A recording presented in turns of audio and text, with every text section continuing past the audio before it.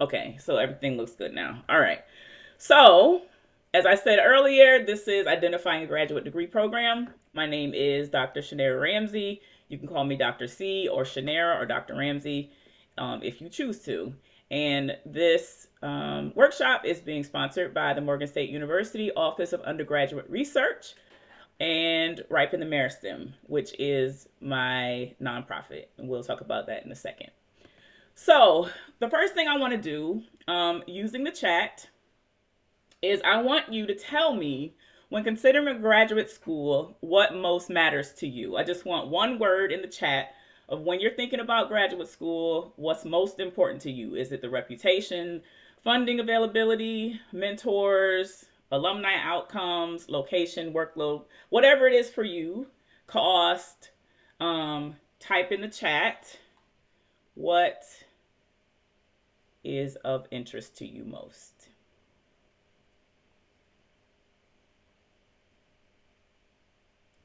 Please, everybody, do so we can have an interactive session.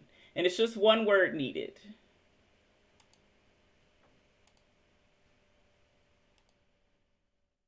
Okay, so we got some funding, reputation. Let's see.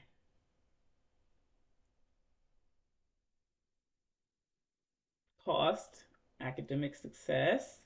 We're typing the most important thing, one thing that's the most important to you. And it doesn't, different people have different goals and objectives. See, I see cost, reputation, funding, cost.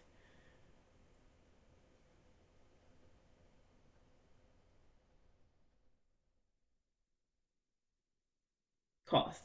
Okay, there's a lot of cost, looks like. Everybody hasn't typed in, but we don't want to spend too much time on this. But I guess the consensus I'm seeing here is somebody said everything. Funding, reputation, cost. Okay. Well, let's assume you've already had a few graduate programs in mind. Or let's assume you've already started to look at some of the schools that you're interested in. The question is, or what the focus of this workshop is how do you know if it is a good program? And we have a very diverse student group, about 50 people or more, I guess, at this point, actually registered for this. And you all have diverse backgrounds. There's nursing, there's business, there's biology, there's engineering. And so I tried to make this generalizable to all disciplines because I wanted it to still be useful to everyone. My background is actually in STEM. I'm a neuroscientist. So, I know a lot about that area, and I know something about all areas really, but I'm making this about general graduate school and not necessarily STEM.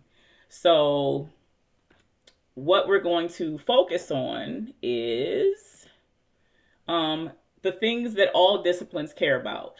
So today we're going to talk about the work of the school, what they're doing, what they're known for academically, the application and admission requirements, the cost and the funding, advising and the culture, the training and the workload,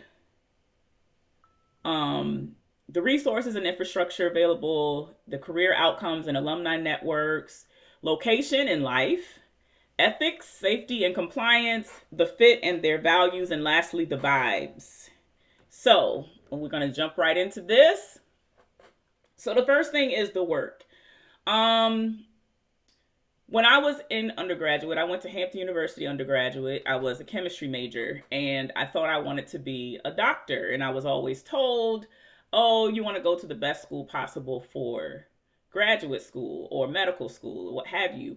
And the basis of what the best school was to me was, oh, well, they have a good reputation. I heard of Harvard, I heard of Yale, I heard of these different schools. So at the time, I was thinking you just apply to those schools, right? But then as I got further in my college career, I found out that you can't really apply to a school. you have to apply to a specific program, and then in that program to specific faculty. So the main focus for the selection of the school that you're interested in should be what the faculty are doing at the school. How many patents do they have? What are their recent publications? What courses does the school offer? How are the courses taught? So some courses are taught in a team where a different faculty member teaches each class session, or they may teach, 4 class sessions a semester or whatever. Some have one professor, like I'm sure you're familiar with, one professor teaching the entire class. Some are so large they're taught by TAs, especially some of the lower level graduate courses. And so you want to know what is the style of their teaching. And also, let me stop and say this. The what we cover today, I'm going to be providing you all with checklist, if you will. So you don't have to worry about trying to notate everything I'm saying. I'm also going to be recording this, and I will be uploading it to YouTube for you to access later. So right now we can just focus on listening and interacting when I ask you to interact. And if you have any questions along the way, you can feel free to type them in the chat. And also, if you'd like to, put in reactions, thumbs up or whatever, you can also do that just to stay engaged. So anywho, you also want to know whether the faculty at your school are serving in their field. So are they editors of journals? Are they being invited to be guest speakers or guest lecturers?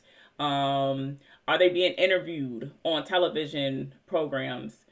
You want to know if they're collaborating with external sectors, especially for those of you who may be interested in working in industry. Some professors actually work in industry or do projects together with industry. Some schools, like I went to the University of Pennsylvania for my PhD, and they have an area where if you're interested in biotech while you're doing your research there, you can also get some experience in biotech. Are the faculty distinguished? Some institutions have Nobel laureates that work there, and or receive really esteemed awards. So these are the sorts of things you want to think about when you're applying to a school. But the most important is honestly the research publications and the patents. Because if the faculty at the institution where you are have not published any research recently, that means they're not really doing research.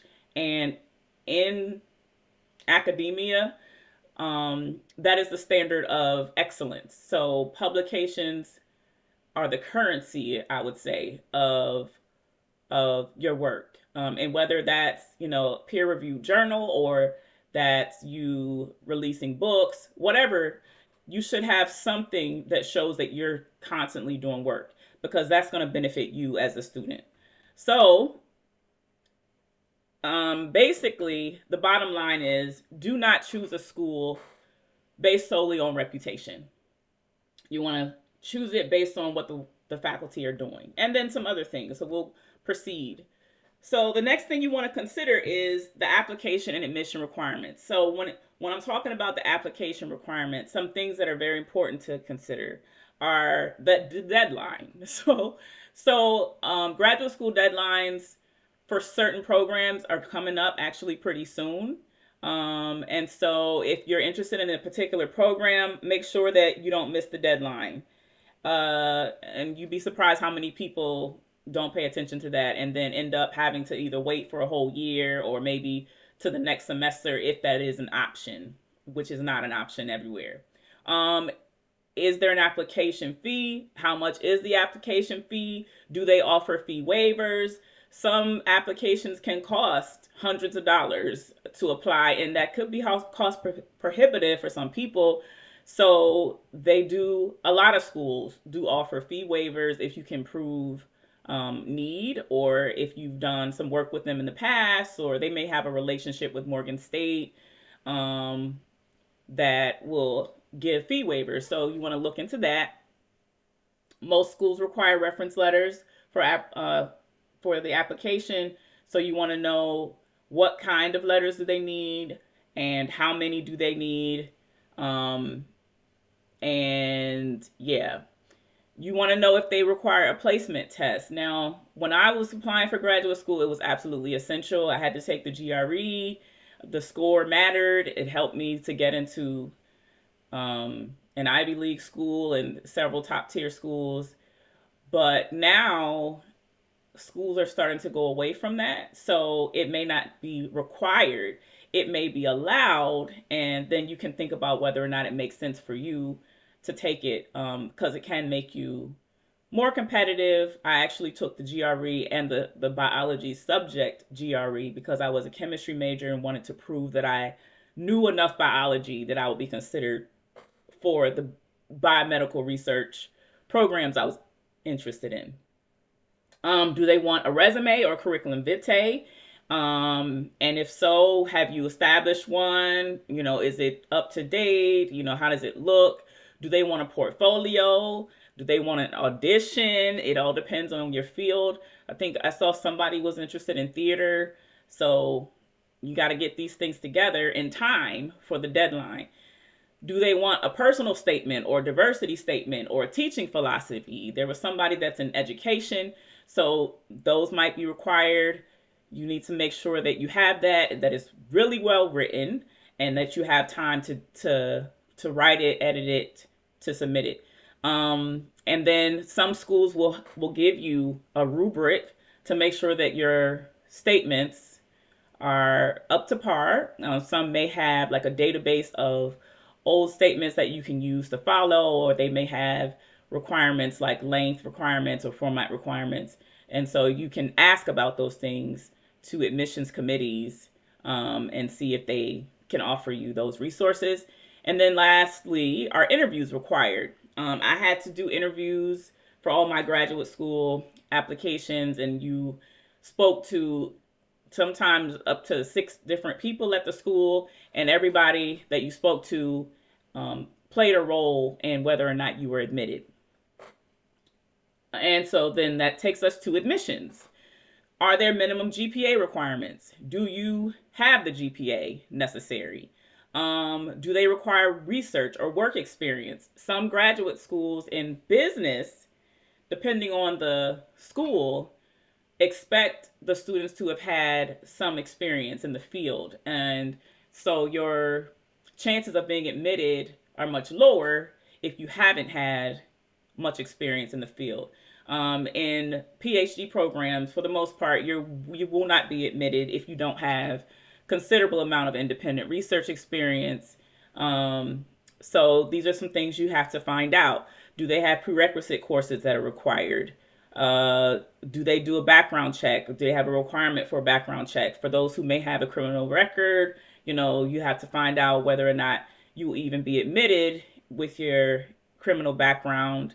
For those who are international students, what are the visa rules? And some schools have admission that's tied to funding. Are there funding requirements for you to be admitted? These are all things that you can find out beforehand to help you select the school that's best for you. And like I said, let's see. Someone said, who would be the person to contact at Morgan to see if they will waive the fee for the application process? So the person you would contact is the school that you're interested in applying for. So you would go to whatever the program is you're applying for.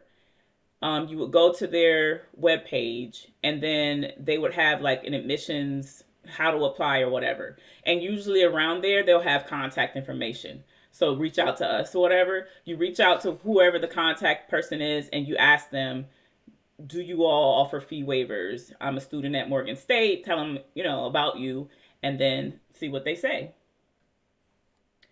All right. You're welcome. Okay, so the next thing to consider, and a lot of you care about this, so I'm going to spend, I think, 2 or 3 slides on cost and funding, breaking it down in different areas. So the first thing you want to know is how your education will be funded, right?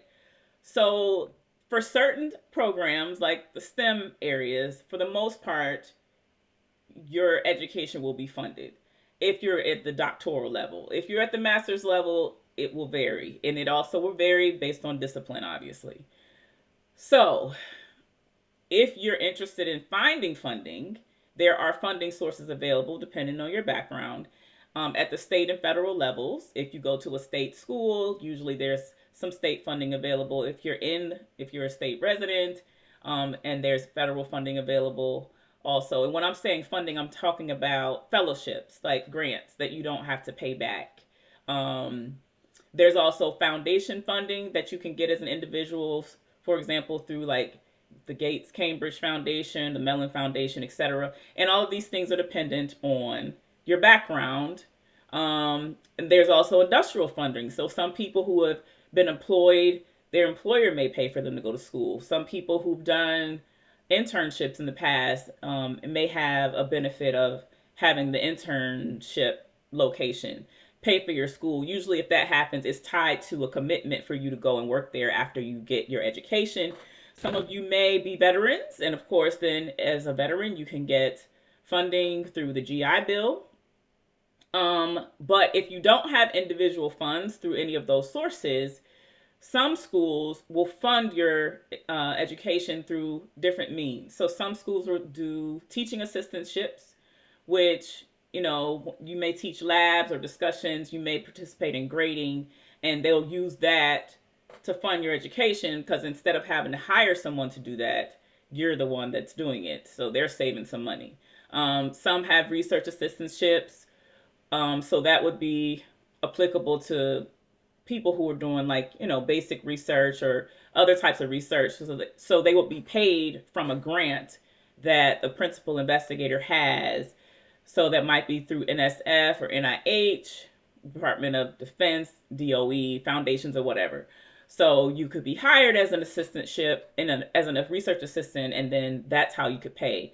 Some schools offer graduate assistantships, which would be non-teaching roles like advising. I know when I was an undergrad, we had a graduate resident assistant who was paid to be in, our dorm and give us oversight. Maybe you work in IT.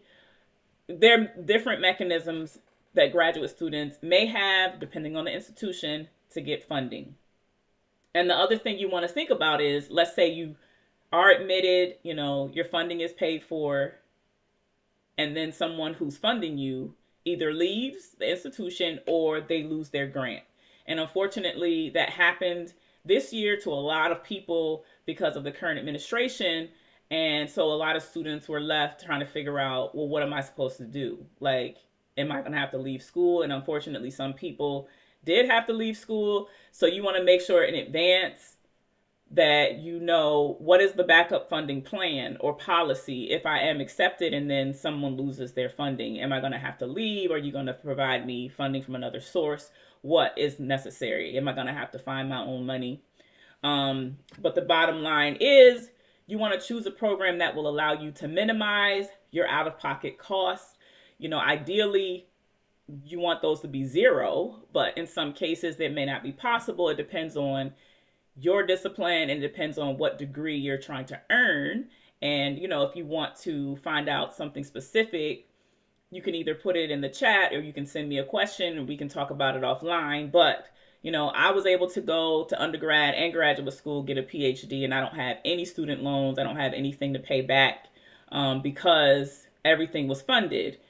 And so it is possible to do it. It may be a little bit more difficult to do now because of the current funding situation with the federal government. However, it's still not impossible. So keep the faith. And so the next thing you want to know, okay, so we now know where our money is coming from. Well, what is that money used for? Like, what are the fees? What are the hidden fees that I need to know about? Are you covering my health insurance and my dental insurance?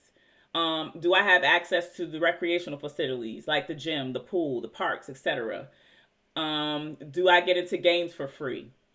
Are all my lab and equipment fees paid for? Do I have to buy my own equipment? Do I have to buy my own kits to do experiments?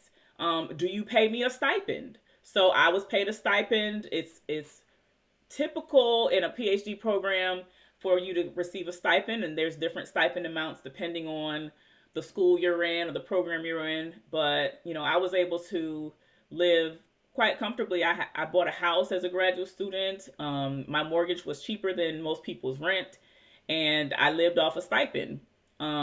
So, that's a possibility. You want to know if they're paying for books, if they're paying for your printing costs. Is there parking available? How much does it cost? Is it covered? Do they pay for you to attend conferences? Do they pay the registration fee for the conferences? Do they pay for memberships to societies? Do they pay for your travel to conferences? All of these things are important for you to consider. So you want to make sure you choose a program that offers what you need. Only you know what you need. So make sure that you think of what your needs are and ask specific questions before you apply somewhere and get there and find out, oh my gosh, I didn't know I had to pay for all this stuff. And then the last thing related to funding is the cost of living. So to just get a little bit of engagement from you guys, since I can't really see you, I want you in the chat to tell me just one school that you're thinking about attending and the city it's in, and then what you think the rent, the utilities, the transit and parking fees are, and maybe the food costs in that area, just to see, like, are you thinking about these things already?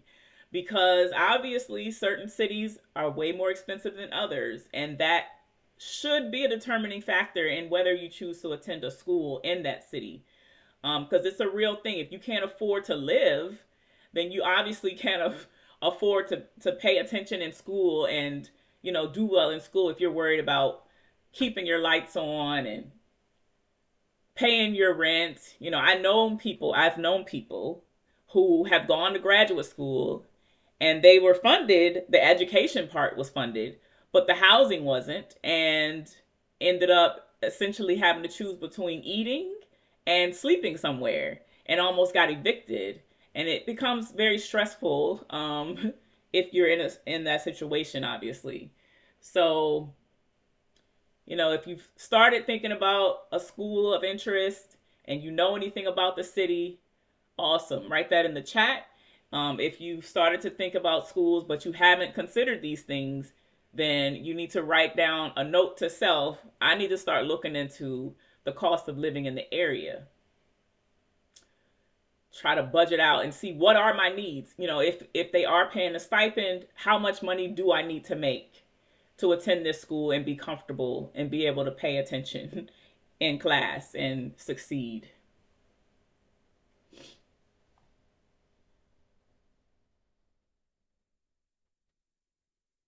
I see someone typing, but it doesn't look like a lot of people are typing. So while you're doing that,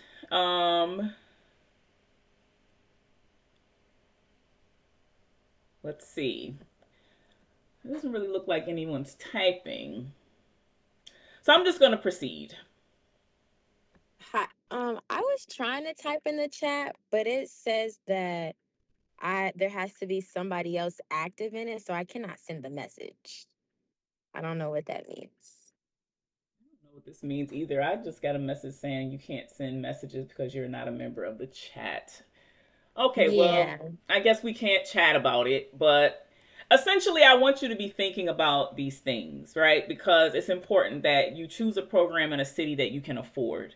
We don't want you to be homeless going to school and your school is paid for, but you don't have anywhere to sleep or any food to eat. That's a struggle that we don't need. So be thinking about that. All right. Now, the next thing we want to talk about is advising and culture. And obviously, because I don't know what's going on with the chat, if there are any questions going forward, just feel free to unmute yourself and ask. I won't mind at all. So you want to know how the faculty treat their students. This is very important. How many mentors are available per student? How are advisors and mentors selected? Do you select them or are they selected for you? What is the classroom or cohort size? Some people may want to be in a larger cohort. Others may want to be in a smaller cohort. I think I prefer in the middle, like 30 or so, because you have classmates you can study with. And you're not like It's not like one-on-one classes with a lot of attention on you, but it's not so big that they don't know who you are. And some schools you attend, certain classes that you take may actually be large, and then other classes you take may be really small. So anywho, you can ask about that. You want to ask about the size of labs. If you're going to be working in a lab, are they large labs or small labs? If you're going to be working in a studio, um, how large is that? Or if you're going to be assigned to a team to work, you want to know what size the team is. You also want to know if authorship or patents or credit is normal for students to receive. You definitely want to go to a school that's going to give you credit for your work. So you don't want to be somewhere you're working really hard and then the faculty take all the credit and you get no credit. You want to make sure your name goes on everything that you work on. What are the conflict resolution procedures? I would love to say that everything is rosy all the time in grad school, but sometimes there may be conflicts either with the faculty member or with other students, and you want to make sure that the institution you select has procedures in place to protect you, as well as others if conflicts arise. And then let's say you need to switch a lab, it gets so bad, or you need to switch an advisor. What is the procedure and the policy for that? And then what are the academic policies? So some schools have GPA requirements. Some schools don't allow you to get lower than a B. So you want to know what the expectations are before you enter a program to make sure that you can meet the expectations. And then for those who will have thesis committees, like most graduate schools that are, most graduate programs that are research based have thesis committees. How are the committee members selected? So I got to select my own committee members, but some schools may assign them. So, you want to figure those sorts of things out. And you want to make sure that to find this out, not only do you want to speak to faculty about these things and the admissions committee at the institution, but you also want to try to get some current student and alumni input about this because they'll be honest and you definitely want to hear their perspective, their honest perspective in addition to faculty, because sometimes faculty may not know or they may not be as forthright as they could be about these things. All right, the next thing is the training and the workload. So how much time will you need each week to focus on school? So you want to find out, what do you actually do weekly? How much teaching do you have to do? How much time do you have to spend in clinical rotations? How much time do you have to spend in the research lab? How much time do you spend in class? So that you can make sure that you can manage everything, because you obviously have a life outside of school as well. So you want to go to a school that's going to align with your lifestyle. How many courses are required per semester? Some schools require a lot of courses. When I was in school, I only had to take 2 courses per semester, and we only had to take courses for 2 years. And then after that, everything was in the lab doing research. But some schools are very different. Some programs are very different. So you want to find out how many credit hours are required. So that's kind of tied to how many courses are required per semester. What is the average time to degree? This is very important. There are some institutions that expect for you to finish in a certain period of time. And because of that, they make provisions, if you will, to help that happen. But there are also some schools that you could be there for 25 years. They don't care one way or another. And those places may tend to not make provisions for you to get out soon. So you want to find out, how many years does it take most people to graduate from here? And yeah, if they're above average or below average, that may be something you want to think about. How are the grades determined? Do they give exams? What is the exam format? Are they take-home exams? Are they multiple choice exams? Are they essay style exams? Different programs, different things. Different classes, different things. When I was in school, most of our exams were take home, and that was something that I had to adjust to. And you would think, oh, that means it's going to be easy. Absolutely not. Those were the hardest exams I ever took. So, you want to find out about that. If you are required to be in a committee or have a thesis committee, you want to find out How often do you have to meet? Sometimes it's once a semester, sometimes it's once a year. It may matter to you, so you want to just find out these things. Do they have expected milestones, and what is a timeline for you to meet these milestones? For example, in PhD programs, there's qualifying exams, which essentially, depending on the program, it means different things. When I was in school, they called it a preliminary exam. You had to take it at the end of your second year. If you passed, you were considered a PhD candidate, and all the work you did thereafter was a part of your dissertation. If you failed, you would not proceed in the program and would be given the opportunity to leave with a master's because you would have passed all your classes at that point. But the qualifying exam for me was writing a grant and then defending it in front of a committee. Some institutions have written, actual exams that you take in the discipline, and they could ask you anything from that. And some, there's a combination of different things depending on the school. I didn't want to go to a school that had a comprehensive style exam that I could be asked anything about anything about anything. That did not appeal to me. So I didn't choose to go to schools that had that requirement. Some schools have publication requirements, meaning you can't graduate until you've published something, first author paper or second author paper, peer reviewed paper. And so, that's good for you, honestly, but it could also be stressful. So you want to find out that. You also want to know, is there a minimum hour commitment per week? For institutions that are paying you a stipend, you're basically being paid to be a student. And some schools expect that you're going to be in the lab then at least 40 hours per week. And related to that, some of those institutions will also have restrictions on whether you can work a job outside of school. So if you're being paid to be a student, then they don't expect that you're going to have a job, an outside job. But that's not the case at all schools, so you want to find out. And then last, is the program a 9-month or 12-month program? So yeah, different programs have different calendars they follow. So whichever one appeals to you the most.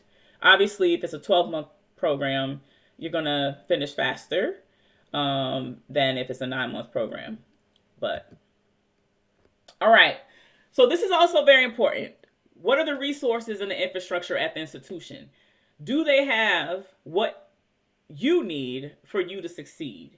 So if you're in an area where certain types of equipment or large core facilities, we call them, are required, let's say you do confocal microscopy, or let's say you do animal research and they need an animal facility with staff and veterinary staff to take care of the animals. If you're a dancer, like they have studios you need, and I don't know what y'all need, windows, I don't know, mirrors. Well, whatever it is that you need to succeed in your program, you want your school to have the resources. Do they have software licenses? So some institutions have free access to, let's say, Microsoft Windows Office, and other types of software, or whatever software you might need, if it's GraphPad, Prism, or whatever you might need to do your work. Do they have licenses for that? Are there libraries that have access to journals that you can, access either on campus or off campus for free? Is there a library specific to your discipline, or did they just have one big library? Do they have the budget for your research or for your production?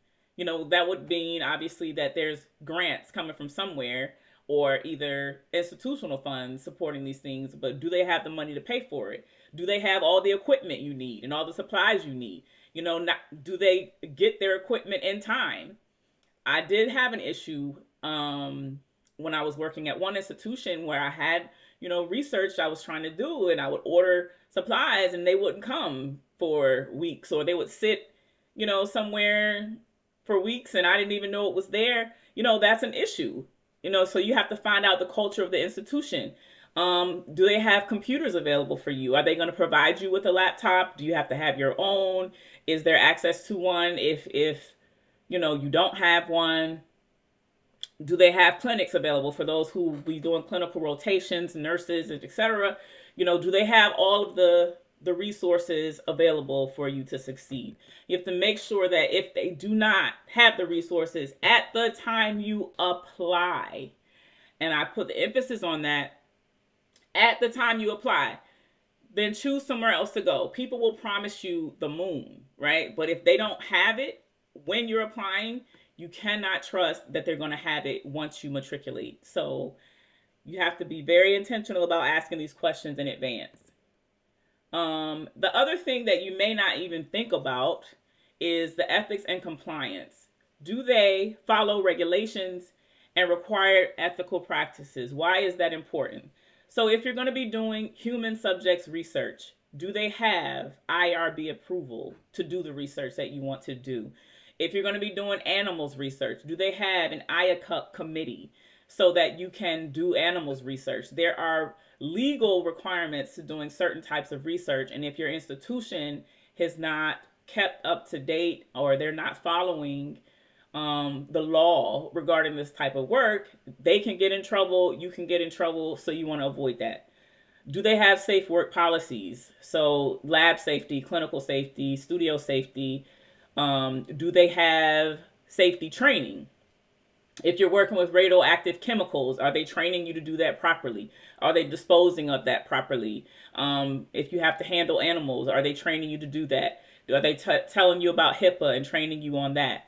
You want to find out these things. Do they require ethics training? I had to undergo ethics training to receive federal funding, and so if that is a requirement, you want to make sure your school has the resources to do that. Are they Title 9 and 7 compliant? Meaning they're prohibiting sexual discrimination and harassment. Do they adhere to an honor code or a code of conduct? Are people cheating? If that's how they get through cheating, and everybody knows they practice grade inflation, or everybody's cheating their way through.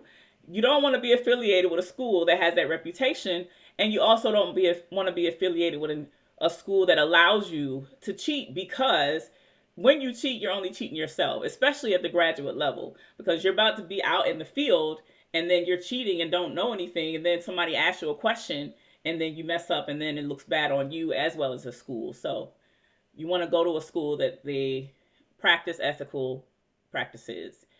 And I shouldn't have to say this, but it is unfortunately necessary. Are they under investigation for any criminal acts? There are some institutions that are currently in trouble for certain things.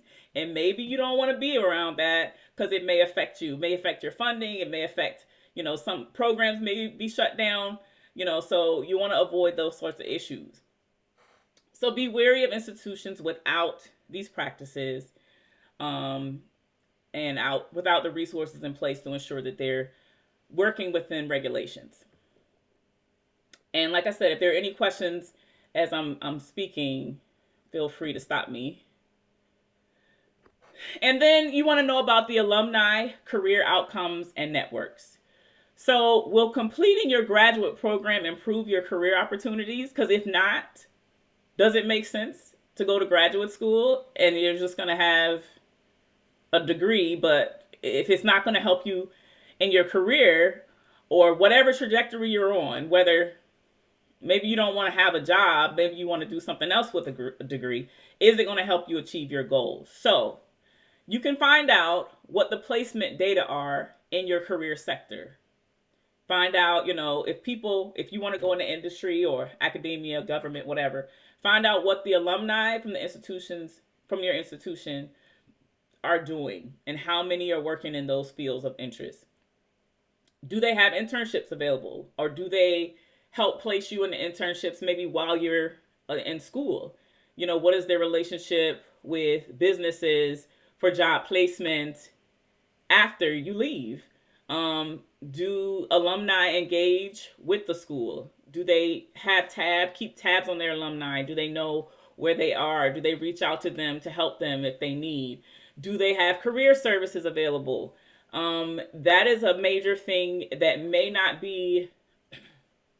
you may not feel it's relevant while you're at school, but even after you graduate, for schools with strong career services, you can get resources and you can get assistance to get a job, even if you're an alumni, 20 years later, you can reach back to the career offices and tell them, I'm this stage in my career. This is what I've done. I need some advice on what to do, or can you connect me with someone?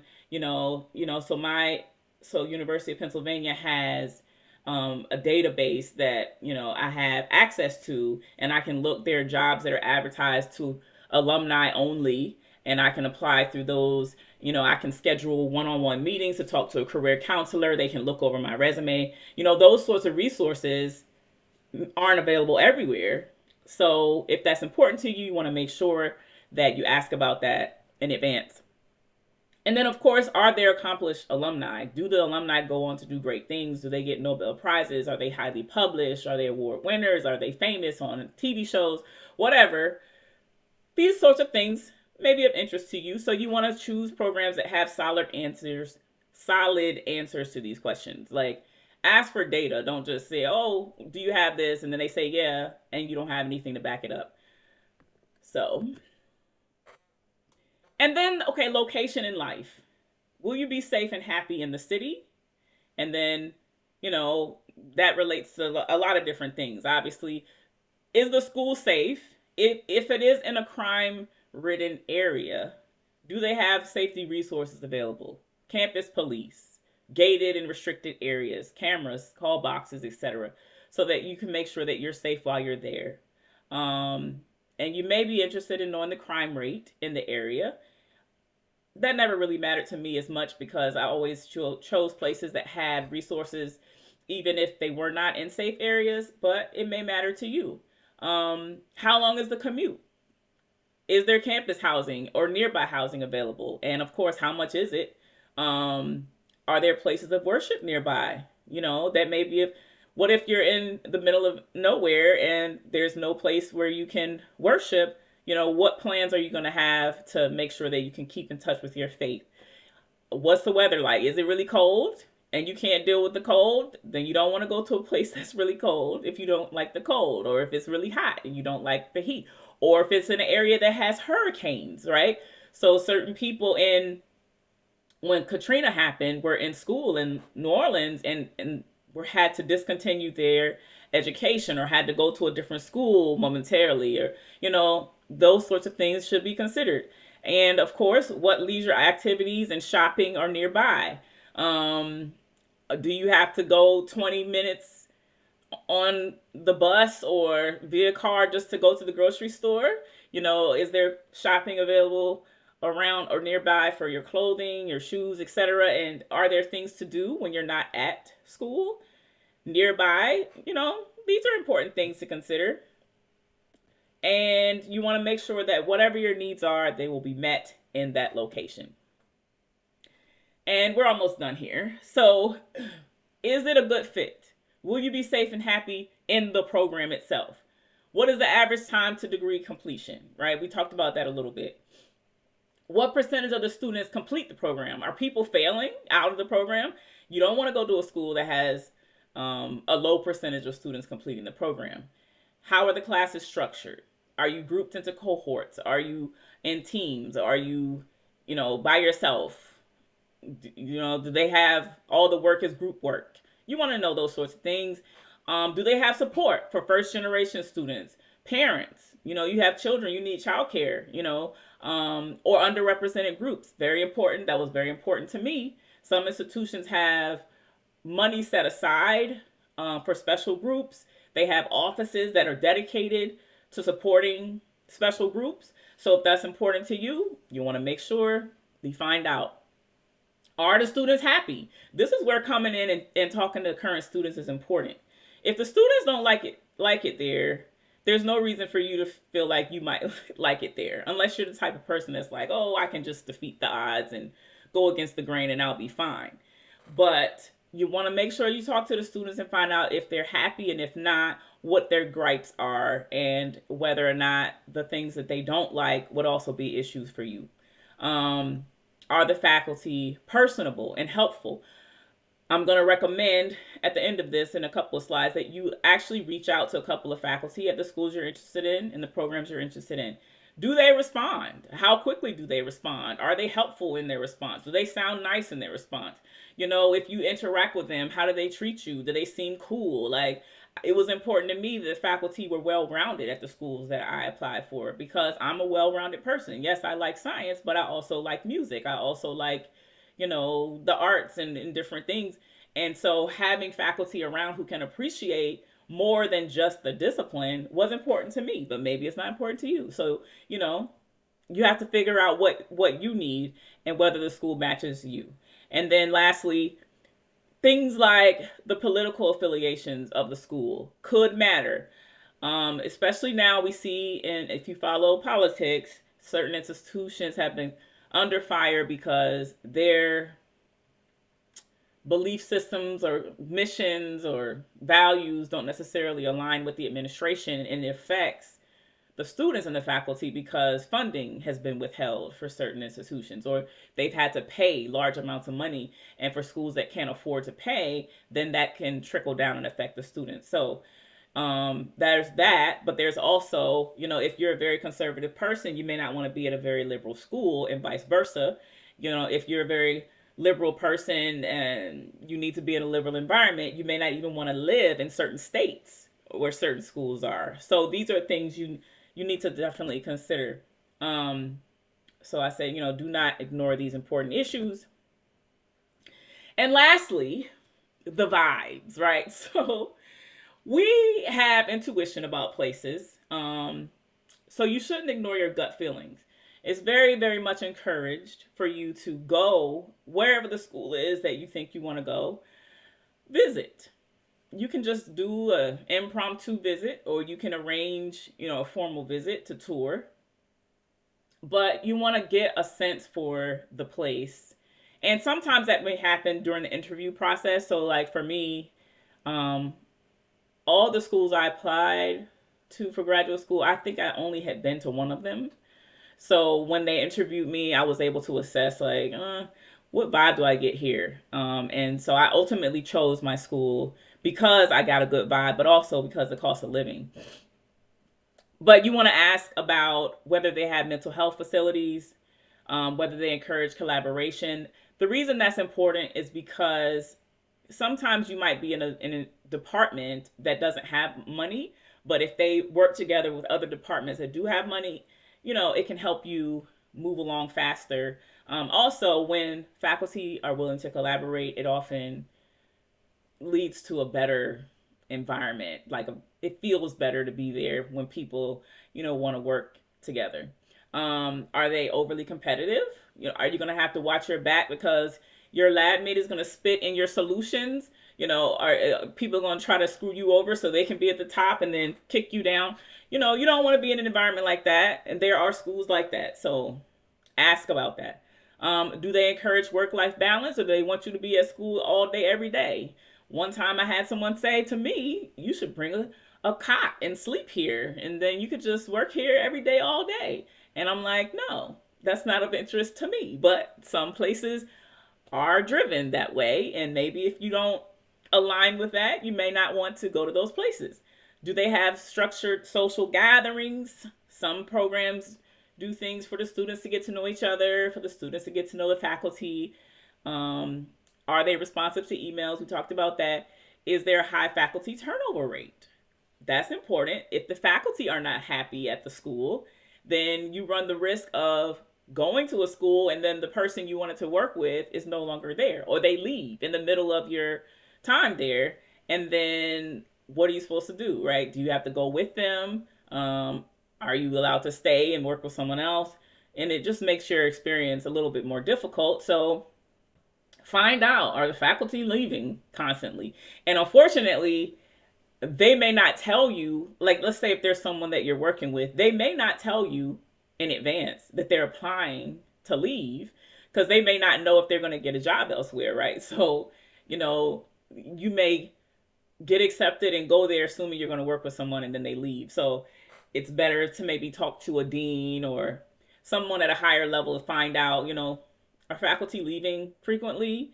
Or are they staying too long and they're not being productive? They've been there, they're, really up there in years and they're not really doing much, that can affect your productivity if they're not being productive. But that also goes back to the very first slide. How much are they publishing? How many patents are they getting? Is it an overly punitive environment? So let's say you make a mistake, something happens out in the streets. I don't know, you get a DUI or something, and are they going to kick you out of school? Some schools are very strict. Are they going to, kick you out if you accidentally burn down the lab? Maybe, these things you want to find out. And it may be important to you that they help the local community. A lot of schools that I applied for were in impoverished areas, under resourced areas, I guess is the better word for it.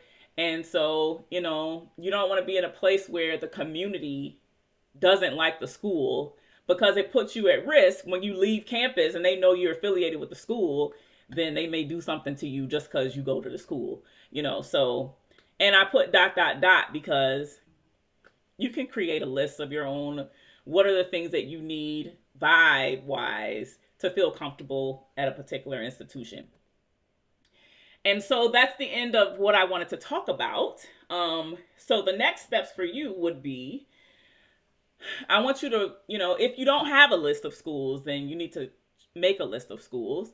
But if you have one, I want you to review it and see how the school scores on your grad school decision checklist, which I'll be providing to you after this. What I will need you to do, because the chat is not working properly, is send an email to me, and I'll have my email address on the next slide. And for those of you who stay to the end, you'll get this. But send an email address to me to let me know that you attended today, and then I will make sure that you get the decision checklist. I also want you to, after you get the decision checklist, or once you review this workshop again, once it's uploaded, to send emails to faculty and admissions offices with questions from this workshop based on what you've learned.